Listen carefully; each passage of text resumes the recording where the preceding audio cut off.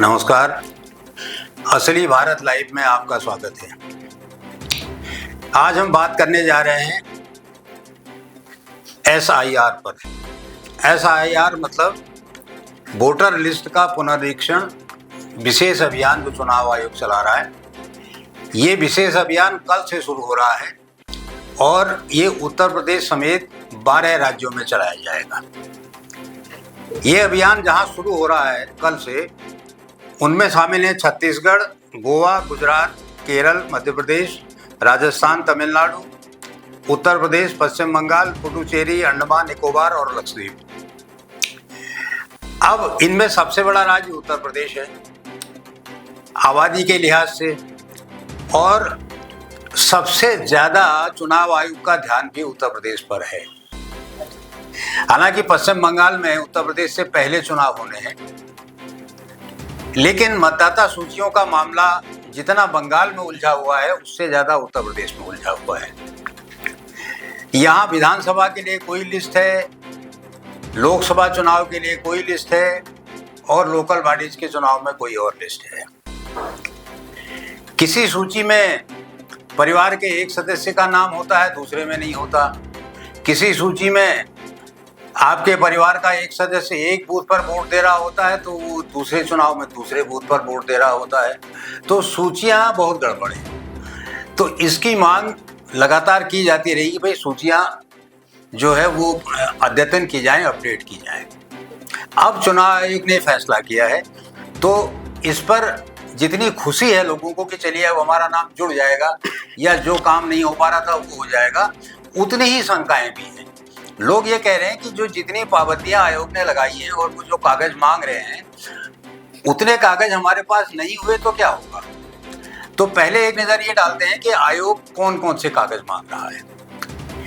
चुनाव आयोग ने जो एक सूची जारी की है वो ये कह रहा है कि केंद्र और राज्य सरकार के नियमित कर्मचारी या पेंशनर्स को जारी कोई भी पहचान पत्र मान्य होगा। दूसरा वो ये कह रहा है कि सरकारी या स्थानीय प्राधिकरणों, बैंकों, डाकघरों, LIC या PSU द्वारा 1 जुलाई 87 से पहले जारी कोई भी पहचान पत्र या प्रमाण पत्र मान्य होगा। तीसरा है जन्म प्रमाण पत्र मान्य होगा जो सक्षम प्राधिकारी ने जारी किया हो। चौथा पासपोर्ट आपका माना जाएगा। पांचवा मैट्रिकुलेशन या उसके समकक्ष कोई प्रमाण पत्र हो जो किसी मान्यता प्राप्त बोर्ड से आपने हासिल किया हो तो वो भी मान्य होगा। स्थानीय निवास प्रमाण पत्र भी माना जाएगा। वन अधिकार प्रमाण पत्र माना जाएगा। जाति प्रमाण पत्र चूंकि सक्षम अधिकारी के बिना बनता ही नहीं है तो वो भी मान्य होगा। राष्ट्रीय नागरिकता रजिस्टर से संबंधित प्रमाण पत्र मान्य होगा। हालांकि नागरिक राष्ट्रीयता वाला कोई प्रमाण पत्र किसी के पास होगा नहीं, तो आयोग ये कह रहा है कि जहां लागू हो तो वहां ये माना जाएगा। फैमिली रजिस्टर जो गांव देहात में होता है वो मान्य होगा। भूमि या मकान आवंटन प्रमाण पत्र मान्य होगा। और आधार कार्ड के बारे में आयोग ने स्पष्ट ये नहीं कहा है कि आधार कार्ड मान्य होगा।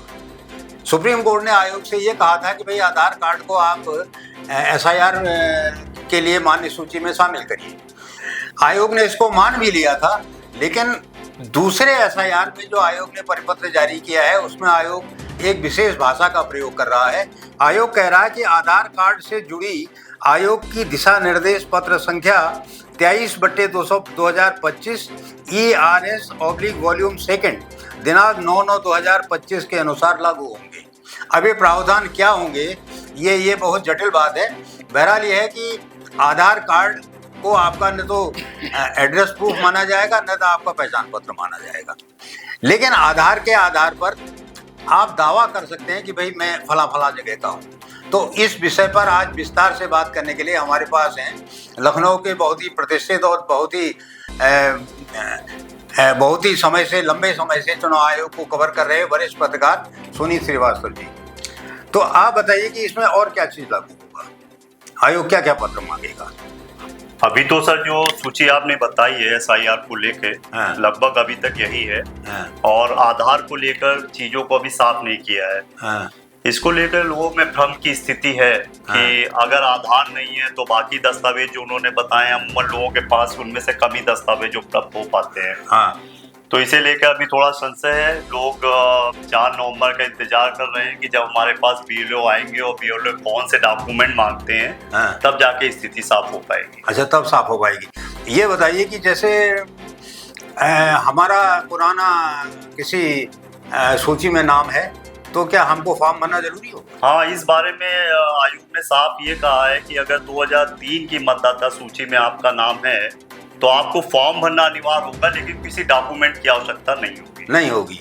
अच्छा, दूसरी बात यह है कि बहुत से लोग ऐसे हैं जो गांव देहात में रहते हैं, उनके पास निवास प्रमाण पत्र गांव का होता है, लेकिन वो रहते शहर में हैं, तो शहर में उनके पास कोई ऐसा डॉक्यूमेंट नहीं होता, वो कैसे नागरिकता में आएंगे? उसके लिए आयोग ने ये साफ तौर पे कहा है कि हम गांव के लोगों के लिए कुछ अलग व्यवस्था बनाएंगे जिनके पास डॉक्यूमेंट्स नहीं है।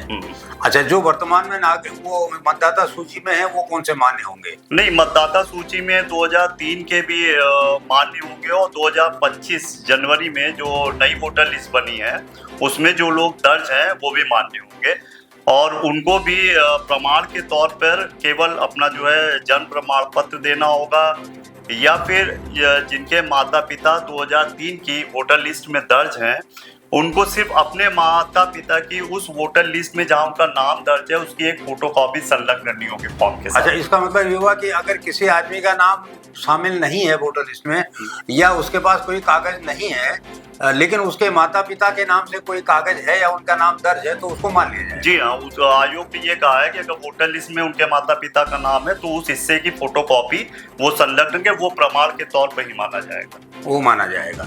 अच्छा, और क्या प्रावधान इसमें लागू होंगे? और उन लोगों के लिए भी कहा है कि जिनके पास यदि कोई प्रमाण नहीं है वोटर लिस्ट या उनके पास जो आयोग ने दस्तावेज गिनाए हैं उन दस्तावेजों में कोई दस्तावेज उनके पास नहीं है, तो आयोग ने कहा है कि वो परेशान ना हो, उनके लिए बाकायदा कानूनी प्रक्रिया, हम कानूनी प्रक्रिया के तहत भी उनको सुविधा देने की कोशिश होगी। अच्छा, जो नए वोटर बनना चाहते हैं उनके लिए क्या होगा? नए वोटर के लिए कि प्रोसेस वही है कि अब वो अपने माता पिता की वोटर लिस्ट का जो है फोटोकॉपी करा के फॉर्म के साथ संलग्न रहे।